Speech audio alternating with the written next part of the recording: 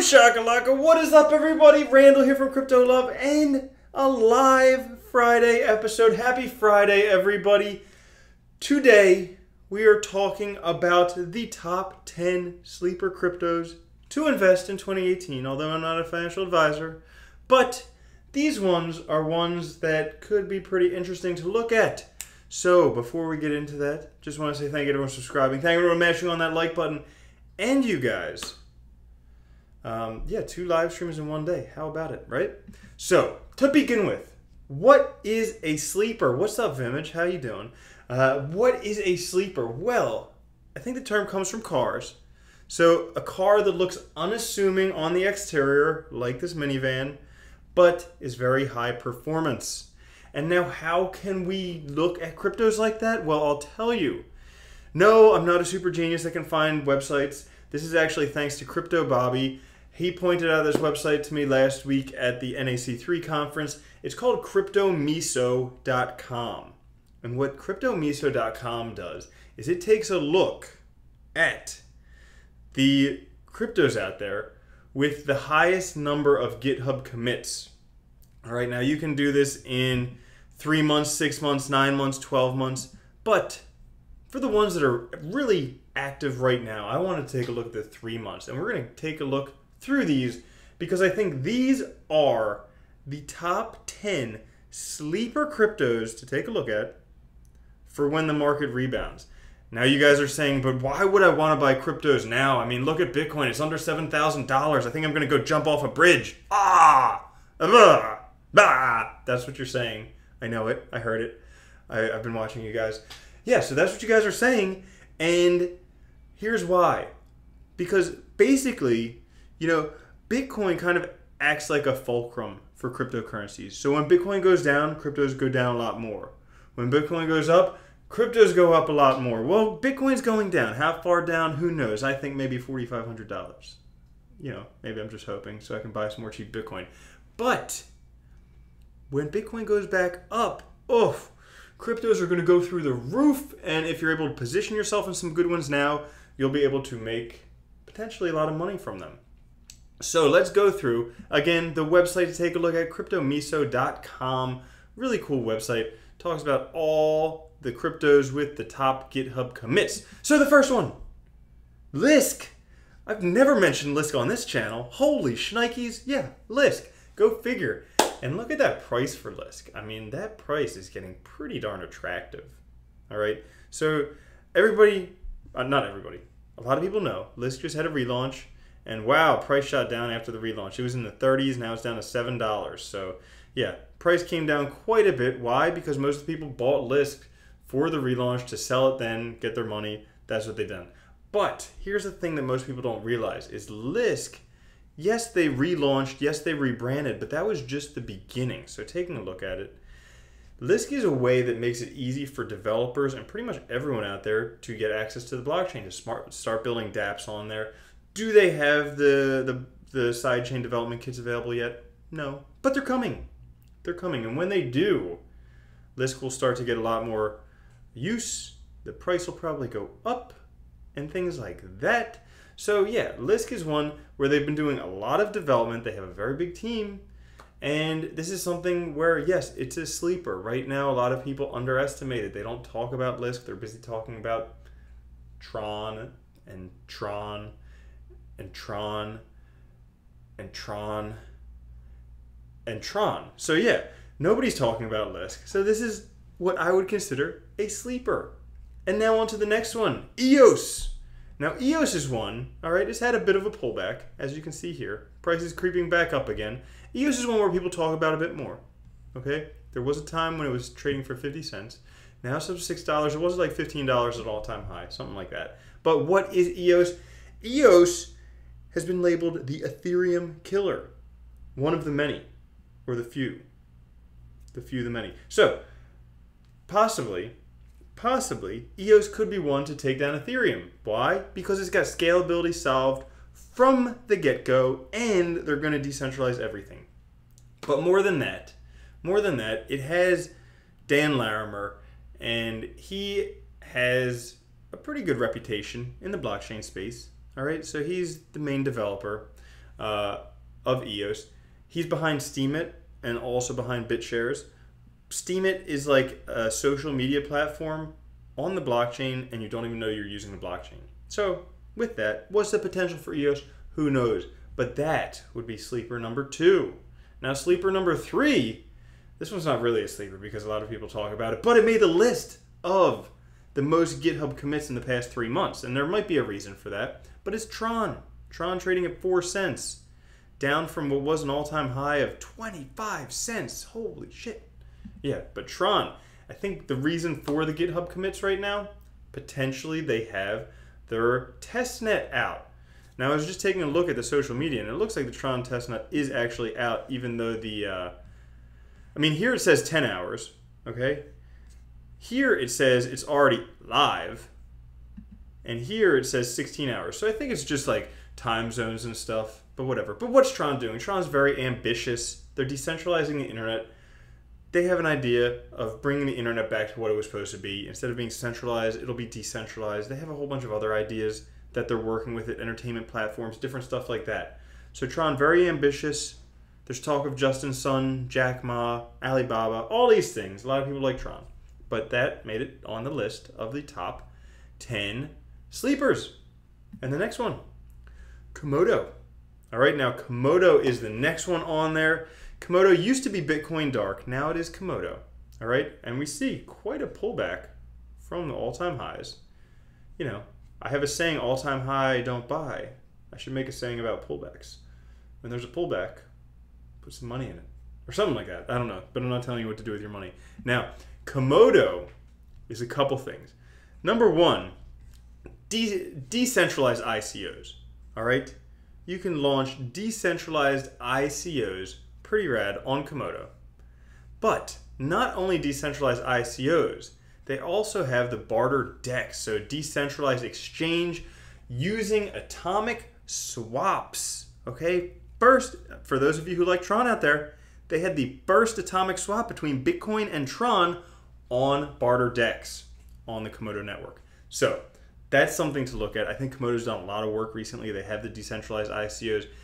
They're available on the biggest exchanges, but I think they've done a lot of work and haven't really had it talked about that much. So this one I would definitely say, yeah, that's probably a sleeper. So keep an eye out for that one. On to the next one, 0x. All right, now 0x also. I mean, everything's going to have a bit of a pullback since the last altcoin bubble, but 0x definitely.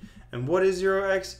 It is a protocol for decentralized exchanges. An open permissionless protocol allowing for ERC tokens to be traded on the Ethereum blockchain. All right, and not only that, look at all these projects built on 0x. We have District 0x, Aragon, Status, Augur, Maker, all these different ones built on there. So they've got all of that going on, but also, I mean, basically just being a decentralized exchange, for expediency, they don't do everything on chain, they do it off chain as well. So very cool. They've obviously been doing a lot of work because decentralized exchanges are the way of the future. All right. At NeoDevCon, I spoke with Fabio from City of Zion, the open source developers for Neo, and he feels that decentralized exchanges are going to be the way of the future within 6 months from then. And that was like 2 months ago. So maybe 4 months more, and decentralized exchanges could be the way of the future. Say goodbye to centralized exchanges. It's all going to be decentralized. All right, so there's that one. Next one, I've talked about this one previously, Nebulous. All right, Nebulous. Now, we haven't had that much of a pullback. It's been kind of flat, okay? Not much action in Nebulous, but maybe that's good. All right, right now it ranks 60th on CoinMarketCap, and Nebulous is the search engine of blockchains. All right, so basically we have all these different blockchains all over the place, whole bunch of information on different blockchains. But if we want to go one place to find all of that information, we would go to Nebulous. Now they just recently released the 1.0 Eagle Nebula mainnet. So they had that release, and it looks like they updated their website as well. So I do think this website is a bit nicer. But taking a look, yeah, mainnet release. Then they have some yellow papers, mauve papers, green papers, version 2.0. But yeah, I think a lot of development going on with Nebulous, not a lot of talk about it. So again, a sleeper. The next one, R-Chain, named for Randall, okay? Named after me, obviously. R-Chain. So R-Chain is the next one. And R-Chain, bit of a pullback there at 94 cents. Not many people talking about it. I did a video about it a while ago. Girl with, big, But scalable blockchain applications for R-Chain, and their motivation behind R-Chain is that R-Chain must provide the content delivery, the scale of Facebook, all right, and also support transactions the speed of Visa. So those are big things because Facebook, there's tons of stuff being updated all the time, people posting their moods, making you think their life's better than it is, and then also Visa has a lot of transactions all the time. Well, how do they do that? They use their Rho virtual machines, okay? They're Turing complete, they're Byzantine fault tolerant and replicated, and they're sharded by default. So because of that, we have these virtual machines, and then they can stack on top of each other, getting faster and faster and faster. And that's what's going on with R-Chain. Now, people are not talking about R-Chain, but they're doing a lot of development with R-Chain. So that tells me potentially decent investment opportunity. Right now, they're 37th, so they're definitely up higher than I thought they were. The next one, just recently did a video on last week, nulls, okay? Nulls is nothing, nulls is everything. Null is nothing, nulls is anything you want in a blockchain world. Nulls, I think they have a pretty good thing going, but first we'll take a look at this. So obviously they have a bit of a pullback in market cap since the altcoin bubble. They're right now in the top 100, just made it to the top 100. But what are they doing? Well, multiple blockchains, okay? So they have multiple chains. They have smart contracts. They use a proof of stake with credit score called proof of credit. But where's the important stuff? I don't know. It's somewhere here. The important stuff is they're aiming to do like a plug and play type of thing. Here we go. All the modules are plug and replaceable. So basically you won't have to hire blockchain programmers to build a blockchain for you. All right. You have an enterprise, big business, you want a blockchain, you want to put it on the blockchain. You don't need to go out and find a blockchain developer, because I'll tell you what, there's only one blockchain developer for 14 jobs.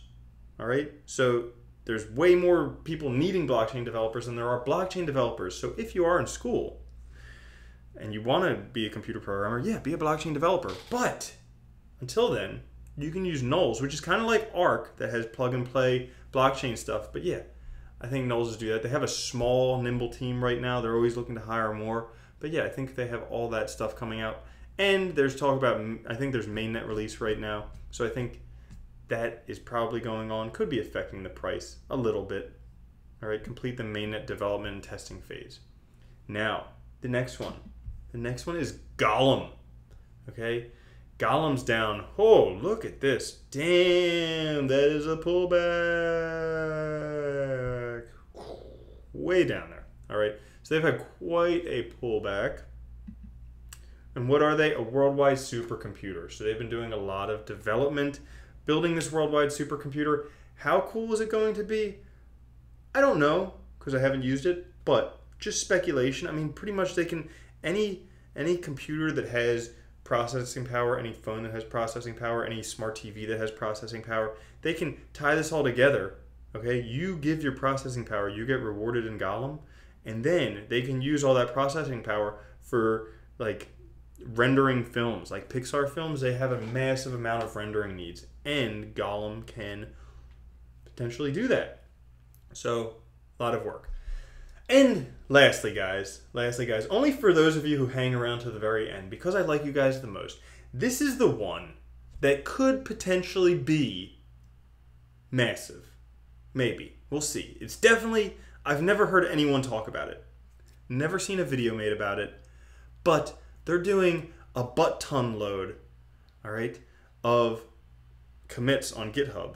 And I should say, I know I'm just drawing out the suspense. I should say, now with these commits on GitHub, it is possible that people could do micro commits, and that way it would look like they have more commits on there. But really, are people going to do that?